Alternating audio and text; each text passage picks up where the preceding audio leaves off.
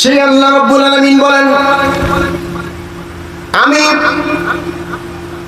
দাউদের সন্তানকে এবং দাউদকে ইলম দিয়েছি, এমন ইলম দিলাম, এমন জ্ঞান দিলাম। দাউদ আলাইহিস সালাতু ওয়াস সালাম একটানা 32 বছর তিনি খেলাফত চালালেন। কয় বছর?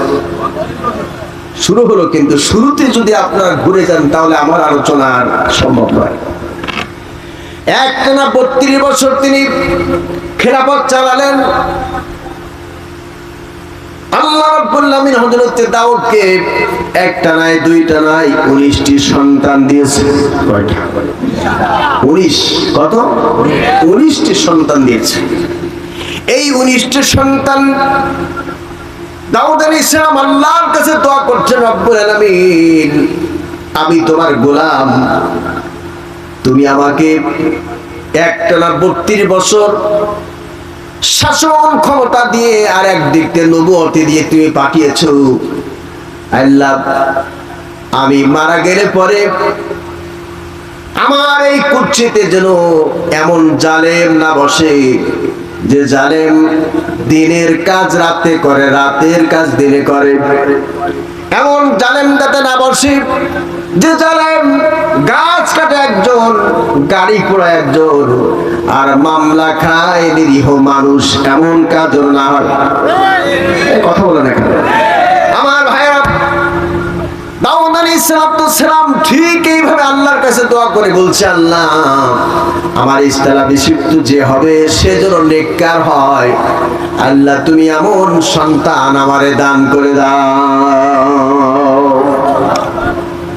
আমার ভাইরা, দাউদ আলাইহিস সালাম আল্লাহর কাছে এই কামনা যখন করলেন, আল্লাহ রাব্বুল আলামিন বললেন, ও দাউদ, তোমার 19টি সন্তানকে কাতার বন্দি করে দাঁড় করিয়ে দাও। 19টি সন্তান কাতার বন্দি হয়ে দাঁড়িয়েছে। এমন সময় আল্লাহ রাব্বুল আলামিন জিবরাইলের মাধ্যমে আসমান থেকে একটা বাক্সা পাঠায় দিলেন, একটা সুটকেস বা একটা ট্রাঙ্ক পাঠায় দিলেন, দিয়া বললেন, আমার পয়গম্বর দাউদের হাতে হস্তান্তর করো। আর ওই বাক্সখানা তার 19টি ছেলের, বড় ছেলের মাধ্যমে, বড় ছেলের পরে মেজো ছেলে, মেজো ছেলের পরে সেজো ছেলে, সেজো ছেলের পরে নোয়া ছেলে, নোয়ার পরে ছোট ছেলে, এইভাবে করে করে ছোট ছেলে পর্যন্ত সবার কাছে বাক্স দাও। বাক্সের মধ্যে কি আছে যে ছেলে বলতে পারবে আমার পয়গম্বরকে জানা দাও, আমি আল্লাহ রাব্বুল আলামিন তাকে দাউদের ইন্তেকালের পরে তাকে ওই খেলাফতের মসনদে বসাবো। দাউদের সন্তান কয়টা? আরো ধরে সবাইকে বলতে হবে, দাউদের সন্তান কয়টা? 19 সন্তান। সবাইকে আল্লাহ পাক পরীক্ষা করার জন্য দাউদ আলাইহিস সালামের কাছে আসমান থেকে একটা বাক্স, এই দেখেন, আমার দিকে তাকান, একটা বাক্স। এই বাক্সখানা হযরত জিবরাইল আলাইহিস সালাম নিয়ে এসে দাউদের হাতে হস্তান্তর করলেন। দাউদ আলাইহিস সালাম 19টা সন্তানকে দাঁড় করে দিলেন। বড় ছেলের হাতে বাক্সখানা হস্তান্তর করলেন। হস্তান্তর করার পরে বড় ছেলে বাক্সখানা হাতে নিয়ে বলছে, আব্বা, আই এম ভেরি সরি, বাক্সের মধ্যে কি আছে বলা আমার পক্ষে সম্ভব নয়। দাউদ আলাইহিস সালাম মেজো ছেলের হাতে হস্তান্তর করলেন। মেজো ছেলে বলল, আব্বা, আমার পক্ষে সম্ভব নয়। এইভাবে একে একে 18 ছেলে যখন পার হয়ে গেল, সবার শেষে ছোট্ট ছেলে 13 বছর বয়স সুলাইমানের হাতে বাক্স হস্তান্তর হলো। বাক্স যেই মাত্র সুলাইমানের হাতের মধ্যে এসেছে, সুলাইমান থরথর করে কাঁপতে শুরু করে দিয়েছে। আব্বা তখন সুলাইমানের চেহারার দিকে তাকায়, দেখে সুলাইমানের কপাল দিয়ে যেন আল্লাহ নূর টলমল টলমল করছে। দাউদ আলাইহিস সালাম সুলাইমানের কম্পন দেখি আর সুলাইমানের চেহারায় নূর দেখে বুঝতে পেরেছেন যে ছেলেটি ভালো হয়, যে মুলাটা বাড়ে তার এক পাতা দেখলেই চেনা যায়। কথা বলেন ঠিক কিনা আমার ভাইরা, আমার বন্ধুরা? দাউদ আলাইহিস সালাম সুলাইমানের চেহারা থেকে বুঝতে পেরেছেন এই খাসলাত, এই চেহারার মধ্যে যে নূরের আকর্ষণ, নিঃসন্দেহে আমার ইন্তেকালের পরে এই ছেলে আল্লাহ পাক তার এই পয়গম্বর বানাবে। সুলাইমান আলাইহিস সালাম চেহারার মধ্যে আল্লাহ নূর দিয়ে দিয়েছেন, নূর টলমল টলমল করছে। সুলাইমানের হাতের মধ্যে বাক্সখানা যেই মাত্র গিয়েছি, যাওয়ার পরে আব্বা প্রশ্ন করছে, বাজান সুলাইমান, বাবা তুমি কি বলতে পারবে বাক্সের মধ্যে কি আছে?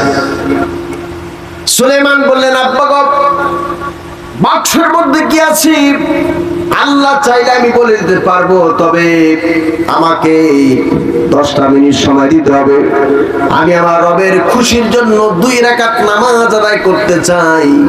আমি জানি নামাজের মাধ্যমে আল্লাহ রাব্বুল আমিন বাক্সের মধ্যে কি আছে বলার তৌফিক আমারে দিয়ে দিবে। সুলাইমান 2 রাকাত নামাজ পড়লেন। নামাজ যখন শেষ হয়ে গেল, এবার আব্বাকে ডেকে বলছে, আব্বা গো শোনেন, বাক্সের মধ্যে কি আছে আমি কি তা বলবো? বলে, হ্যাঁ বাবা, বলার জন্য বাক্স তোমার কাছে দিয়েছি। সুলাইমান বাক্সটা না খুলে বলছে, আব্বা গো, এই বাক্সের মধ্যে আল্লাহ রাব্বুল আলামিন জান্নাত থেকে আপনার জন্য একটা আংটি পাঠিয়ে দিয়েছে, একটা আংটি আপনার জন্য পাঠিয়ে দিয়েছে। দাউদ আলাইহিস সালাম বলেন, বাবা তুমি তো বাক্স খুললেই না, বললে কিভাবে? সুলাইমান বললেন যে, আব্বা কিভাবে যে বলেছি এটা আমিও জানি না, এটা আমার আল্লাহ জানে, আর আমি নিজের থেকে কিছু বুঝতেছি না, সব আমার আল্লাহর কুদরতি ভাবে আমি বলে দিয়েছি। আব্বা গো, আংটি খান আল্লাহ রাব্বুল আলামিন এই বাক্সের মধ্যে দিয়েছেন, তার মানে হলো আংটি হলো আপনার ক্ষমতার সিলমোহর, আপনার ক্ষমতার চাবিকাঠি। এই আংটি দিয়ে আপনি যেখানে যাবেন সেখানে আপনি সফল হবেন, আপনি কখনো বিফল হবেন না। আংটিখানা সুলাইমান হাতের মধ্যে এবার বাক্সটা খুলে ফেললেন। বাক্স খুলে দেখে সত্যিকার আংটি। বাপের বিশ্বাস হচ্ছিল না, কিন্তু ছেলে যখন আংটিটা খোলার জন্য, বাক্সটা খোলার জন্য আব্বার সামনে বাক্স হাজির করলেন আর বললেন, বেটা দেখা যাক তুমি সত্য বলছো কিনা, বাক্সটা খুলে দাও। বাক্সটা খুলে দিলেন, খোলার সঙ্গে দেখেন একটা আংটি ঝকঝক করছে, আর সূর্যের কিরণ গিয়ে আংটির উপরে পড়ে আরো ঝিলমিল করছে। এইটা দেখে দাউদ আলাইহিস সালাম বুঝতে পেরেছেন যে এই ছেলে প্রথম থেকে যে কার্যকলাপ দেখতে পাচ্ছি, নিঃসন্দেহে এই ছেলে আমার ইস্তাভিষিক্ত হবে, আমার ইন্তেকালের পরে আল্লাহ পাক তাকে নবুয়ত দান করবে। কিছুদিন পার হতে না হতে হযরত দাউদ আলাইহিস সালাম দুনিয়া থেকে বিদায় নিয়ে চলে গেলেন। দাউদ আলাইহিস সালাম বিদায় নিলেন। বিদায় নেওয়ার পরে সবার পরামর্শের ভিত্তিতে, সবার সেই কথার অনুপাতে, যেহেতু আংটি সুলাইমানের হাতের মুঠার মধ্যে, সুলাইমান ছোট্ট মানুষ, আব্বার ক্ষমতার চেয়ারে বসছে, সুবহানাল্লাহ। কিন্তু এখনো তিনি নবুয়ত প্রাপ্ত হন নাই, ছোট মানুষ, 40 বছর বয়সে আল্লাহ পাক নবুয়তি দেন নাই। তিনি রাষ্ট্র চালাচ্ছেন। রাষ্ট্র চালাতে চালাতে এরপর তিনি বয়সে উপনীত হয়েছে, পূর্ণাঙ্গ বয়স হয়েছে, 40 বছর বয়স প্রাপ্ত তিনি হয়েছে। সুলাইমান আলাইহিস সালাম যে সিংহাসনে বসতেন, বিচার করতেন, আপনাদের বুঝতে অসুবিধা হচ্ছে না কষ্ট হচ্ছে? আমি কিন্তু এখন আলোচনা শুরু করি নাই, দেখি আপনাদের অবস্থা কি, আপনাদের মানসিক অবস্থার দিকে লক্ষ্য করে আমি আলোচনা শুরু করব। এবার একটু অনুমতি দেন, আমি কি আলোচনা শুরু করব? সত্যি তো? আলহামদুলিল্লাহ। সুলাইমান আলাইহিস সালাম যে সিংহাসনে বসতেন, খেয়াল করেন, আমার দিকে তাকান, সেই সিংহাসনটি আপনাদের সাতক্ষীরা জেলার ডিসি সাহেব, এসপি সাহেব, সাতক্ষীরার পৌরসভা আছে না, সাতক্ষীরার উপজেলার চেয়ারম্যান সাহেব, আপনার ইউনিয়নটার নাম কি? আলিপুর। আলিপুর ইউনিয়নের চেয়ারম্যান যে সমস্ত জায়গায় বসেন, এই ধরনের কোন আসনে সুলাইমান বসতেন নাকি? আসনটা কেমন ছিল? কোরআনে কারীম সূরা আন-নামলের মধ্যে প্রমাণ করেছে, ওয়ালাকাদ আতাইনা দাউদা ওয়া সুলাইমানা ইলমা। এই আয়াতের ব্যাখ্যায় আল্লামা ইবনে কাসির তিনি লিখেছেন, সুলাইমান আলাইহিস সালাম যে সিংহাসনে বসতেন, সে সিংহাসনে 6.5 লক্ষ আসন ছিল। মানব আর দানব অর্থাৎ মানুষ আর জিন দিয়ে ভরা ছিল 6.5 লক্ষ আসন বিশিষ্ট একটি বিশাল সিংহাসন। আর এক একটা সিংহাসনে 6.5 লক্ষ চেয়ার ছিল। এক একটা চেয়ারের মধ্যে 22.5 মণ করে স্বর্ণ। সুবহানাল্লাহ বলতে চায়, 22.5 মণ করে স্বর্ণ। আজকের আমার বাংলাদেশের 300-350 সংসদ সদস্য, এই সংসদ সদস্য যদি যে চেয়ারে বসে বক্তৃতা দেয়, ভাষণ দেয়, বাজেটের উপরে আলোচনা, যে কয়েকদিন পরেই শুরু হবে বাজেট, এই বাজেট বক্তৃতা হোক অথবা অন্য কোনো বক্তৃতা হোক, এই বক্তৃতা শুরু করার আগে যদি দেখে যে 4 পায়ায় চেয়ারের যে কোনো এক পায়ায় চেয়ারের এক কোণায় সখানিক স্বর্ণ দিয়ে বাঁধানো আছে, স্পিকার যখন বলবে আজকের এই পর্যন্ত সংসদের কার্যপ্রণালী বিধি অনুযায়ী সংসদ আজ পর্যন্ত মুলতবি ঘোষণা করা হলো, এই কথা বলার সাথে সাথে সংসদ সদস্যরা বাতি নিভায়া, আপনারা কিছু মনে কিছু করবেন না, এটা কিন্তু দৃষ্টান্ত এসে গেছে, তাই বাতি নিভায়া চেয়ারের পায়া থেকে স্বর্ণ খুলিয়া প্যান্টের পকেটে ঢুকানো শুরু করবে। কথা বলেন ঠিক কি ঠিক না? আমার ভাইরা, সুলাইমান আলাইহিস সালাম যে কুরসিতে বসতেন, পানি দেন তো, এই কুরসিতে, যে কুরসিতে তিনি বসতেন, সে কুরসিতে 126 মণ স্বর্ণ দিয়ে বানানো ছিল সুলাইমানের কুরসিটা। সুবহানাল্লাহ জোরে বলবেন না? আগামী কালকে বললে কোনো সমস্যা নেই। আর সংসদ সদস্য যারা ছিল তারা 22 মণ করে স্বর্ণের চেয়ারে বসতেন। আর সুলাইমান আলাইহিস সালামের যে সিংহাসন ছিল, সিংহাসনটা এরকম খোলা আকাশের নিচে অবস্থিত, উপরে কোনো সামিয়ানা দিয়ে ঘেরাও থাকতো না। যতগুলো পাখি ছিল সমস্ত পাখিগুলি এসে সুলেমান যখন সিংহাসনে বসতেন, সংসদ পরিচালনার জন্য যখন বসতেন, তখন সমস্ত পাখিগুলি এসে ডানা মেলে দিয়ে, কি আশ্চর্য কথা, ডানা মেলে দিয়ে ছায়া দিতেন, যাতে করে সুলাইমান সহ সংসদ সদস্য সহ কারোর গায়ে যেন সূর্যের আলোর তাপ না লাগে।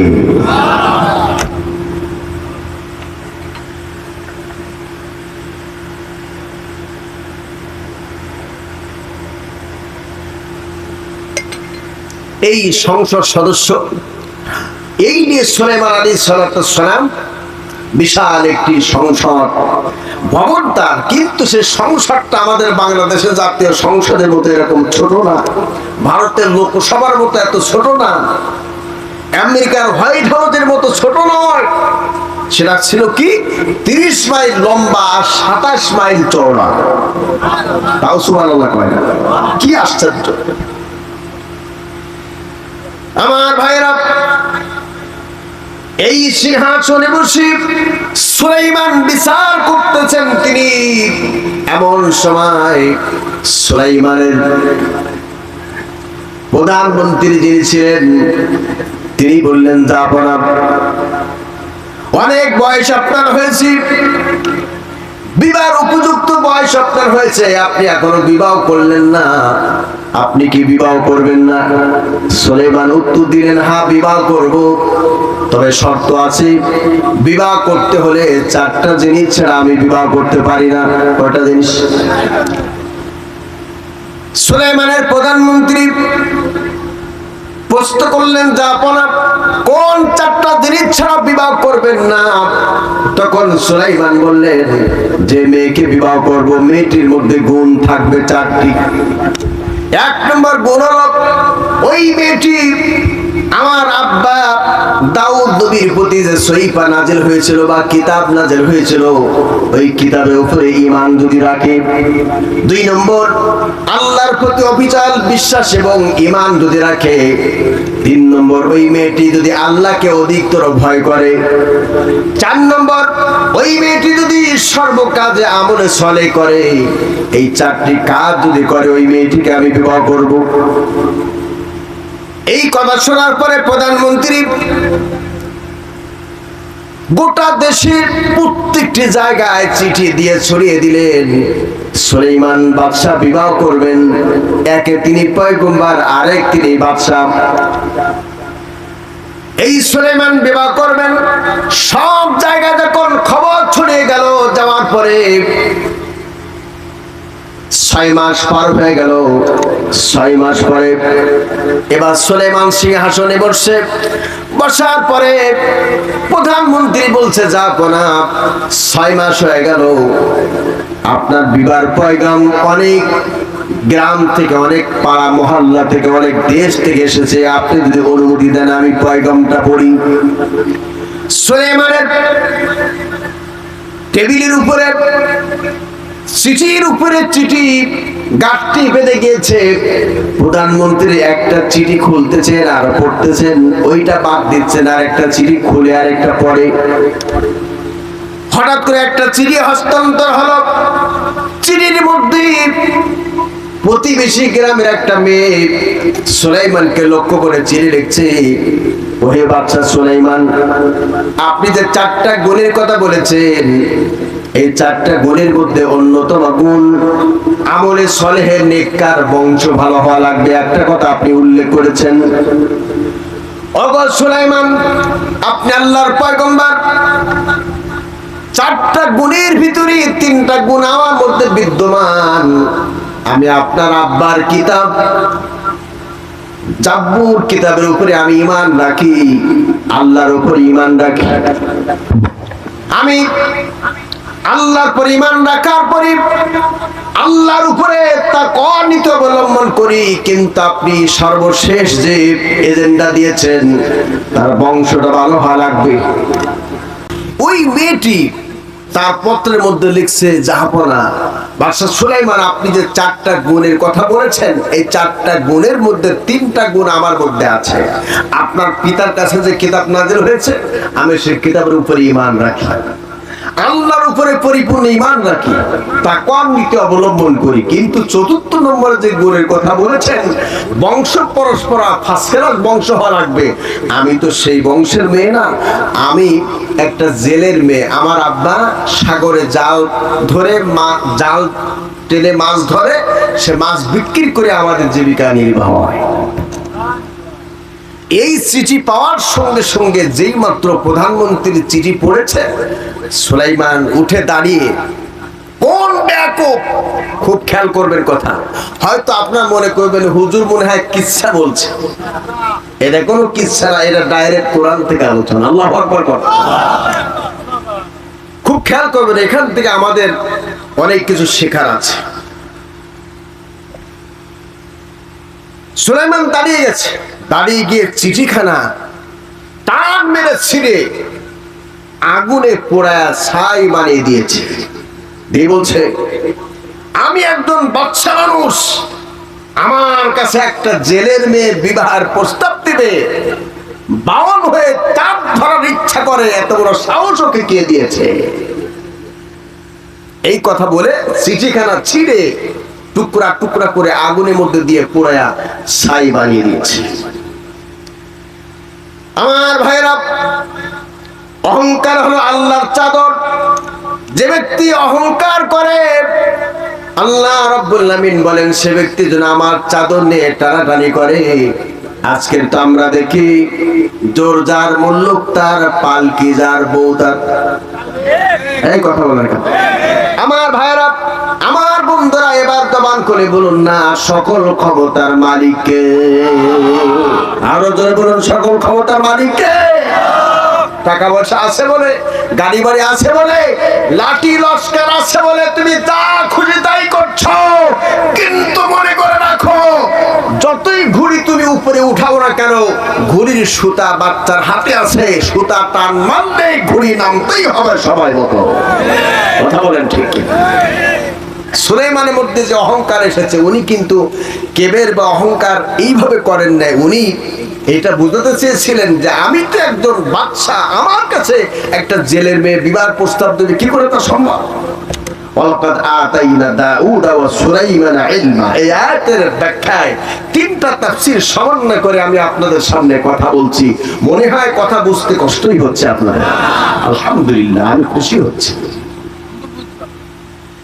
আমার ভাইরা, এবার সুলাইমান ধিক্কার জানায় বলল, আমার প্রধানমন্ত্রী, ডাকো আমার সমস্ত জাল্লাদ বাহিনীকে ডাকো, আর কোন বেহাঙ্গামার মেয়ে আমার কাছে পত্র লিখেছে তার বাড়িতে চলে যাও, তাকে ধরে নিয়ে আসো। তার মেয়ে কেন আমার কাছে পত্র লিখলো, তাকে শাস্তি দাও, কারণ আমি বাদশা, আমার কাছে জেলের মেয়ে তো প্রস্তাব দিতে পারে না। এই কথা শোনার পরে চলে গেছেন দুইজন তিনজন পুলিশ, চলে গেল প্রধানমন্ত্রীর সামনে চলল, আর সঙ্গে জাল্লাদ চলল, বাড়ির দরজা গিয়ে সালাম দিল, দিয়া বলল, আমরা বাদশা সুলাইমানের পক্ষ থেকে এসেছি। বাড়ির ভিতর থেকে বের হয়ে আসলো জেলে লোকটি। আসার পরে প্রশ্ন করলো, আপনারা কি চান? লোকেরা বলল, তুমি কি আমাদের চেহারা থেকে বুঝতে পারো না আমরা সুলাইমানের পক্ষ থেকে এসেছি? কয় কি চান? কয় কি চাও বুঝি না। তোমার মেয়ে আছে নাকি? বলে হ্যাঁ, আমার একটা মেয়ে আল্লাহ পাক দিয়েছে। কয় তোমার মেয়েকে ডেকে জিগাও, তোমার মেয়ে কেন বাদশার কাছে পত্র লিখেছে, বিবাহের প্রস্তাব দিয়েছে। জেলে লোকটি বাড়ির মধ্যে প্রবেশ করলো, বাদশার পক্ষ থেকে আগত লোকদেরকে দরজার কাছে দাঁড় করে বাড়ির মধ্যে প্রবেশ করে মেয়েকে প্রশ্ন করে, মা রে সত্য কথা বল, তুই কি সুলাইমানের কাছে পত্র লিখেছিলা? মেয়ে বলে, আব্বা গো, জন্ম লগ্ন থেকে কখনো মিথ্যা কথা বলি নাই, এখনো মিথ্যা বলবো না। আমার ভাইরা, আমরা কিছু লোক কেমন আছি, জন্ম মিথ্যা, এখনো মিথ্যা, মরার পরও মিথ্যা ছাড়তে পারি না। কথা বলা ঠিক কিনা? আমার ভাইরা, মেয়েটি বলল, আব্বা গো, যা বলবো সত্য কথাই বলবো। আব্বা শুনে রাখেন, আমি তো সুলাইমানের সঙ্গে প্রেম নিবেদন করার জন্য পত্র লিখে নাই, আমি পত্র লিখেছি, তিনি উল্লেখ করে দিয়েছেন আমাকে যদি কেউ স্বামী বানাতে চায় তাহলে তার মধ্যে 4টা গুণ থাকবে। আব্বা গো, তুমি তো একজন জেলে, আর আমি তোমার ঘরে তোমার ওরসে লালিত পালিত, তোমার কন্যা, আমি জেলের মেয়ে, তাই বলি কি আমার মনে কোনো সৎ জাগে না। আমি সুলাইমানকে বাদশা বলে তাকে স্বামীর প্রস্তাব দেই না, আমি প্রস্তাব দিয়েছি তিনি যে আল্লাহর পয়গম্বর, আল্লাহর পয়গম্বরের স্ত্রী হলে পরে কিয়ামতের দিন আল্লাহ পাক আমাকে জান্নাত দান করবে, সেই জন্য আমি তাকে স্বামী বানাবার প্রস্তাব দিয়েছি। এই কথা যখন বলেছে, বলার সঙ্গে সঙ্গেই আব্বা ডান হাত খেলা লম্বা করে এমন ভাবে মেয়েটির চলের উপরে থাবা মেরেছে, চলটা ফেটে কানটা পর্যন্ত ফেটে গিয়েছে। মেয়েটি ঠাস করে পড়ে গেল, রক্ত ফিঙ্গি দিয়ে বের হচ্ছে, গালটা দিয়ে রক্ত বের হয়ে জামা কাপড় ভিজে গেছে।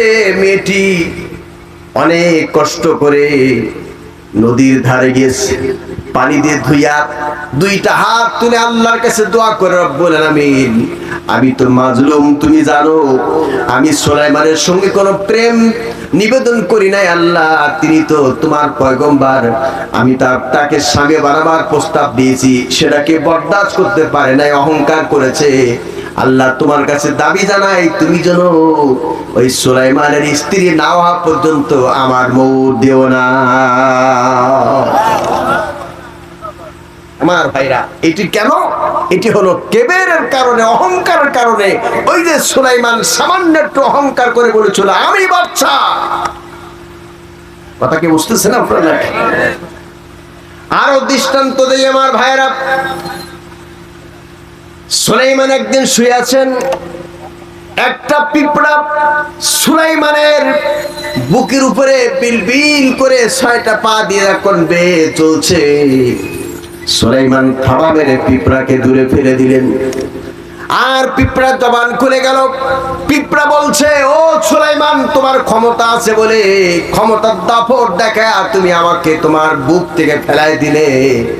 শুনে রাখো, কিয়ামতের দিন আমি পিপীলিকা আল্লাহর দরবারে তোমার বিরুদ্ধে মামলা দায়ের করব। আমার ভাইরা, সুলাইমান যখন পিপীলিকার ভাষা বুঝতে পেরেছেন, দৌড়ে গিয়া পিপীলিকাকে 2 হাত দিয়া কোলে তুল নিয়ে বলে, পিপীলিকা আমারে ক্ষমা করে দিস, তা না হলে কিয়ামতের দিন আল্লাহর দরবারে আমি পয়গম্বর হয়ে আসামির কাঠগড়ায় দাঁড়াতে হবে। কোথায় পয়গম্বর? একটা পিপীলিকার ফরিয়াদ শুনে ভয় ভীত সন্তুষ্ট হয়েছে। আজ পৃথিবীর মানুষেরা সেই পুঁটি মাছ অল্প পানি পয়ং ফরফরয়ং সামান্য একটু ক্ষমতা পায়া ধরারে সরা মনে করে।